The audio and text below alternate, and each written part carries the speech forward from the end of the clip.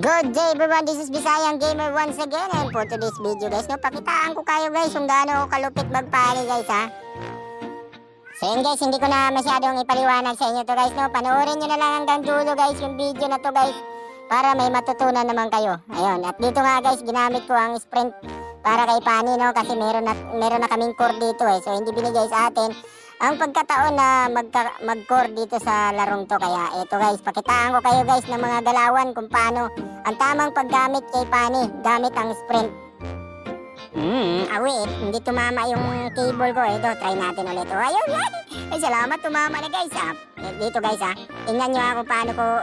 Ayan, pipitas tayo dito guys. Pipitas tayo. Ayan o. Ano? Ay, ano yun? Buti na lang nakarecall tayo dyan guys. At dito nga guys, dumalaw naman ako dito sa top lane. Kasi nga, siyempre malakas tayo guys. Dapat pag nagpanik ka, kailangan may rotation ka talaga. At dito nga guys, pipitasin natin yan si Lina guys. Yun lang guys, naubusan ako ng mana. Kaya yun, nagpunta na ako dito sa bot lane guys para nga pitasin itong marksman nila, yung Melissa guys.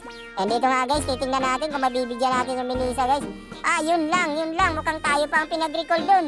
At dito nga guys, akala talaga nila dito guys, hindi talaga ako marunong magpani. Kaya siguro akala nila mananalo na sila rito Hindi nila alam na pinaprank ko lang sila.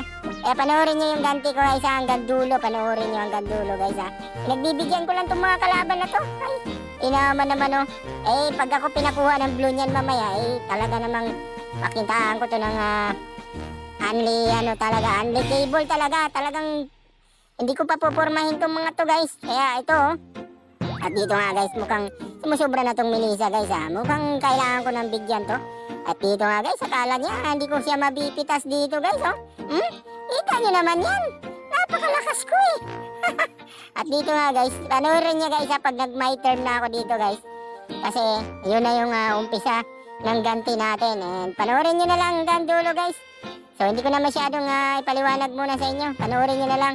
Basta pag nag-my turn ako dyan, wala na tayong pag-uusapan dyan. Kawawa sa akin yung mga kalaban na yan. Ayan, my turn na nga. Abangan nyo na guys. Music, maestro!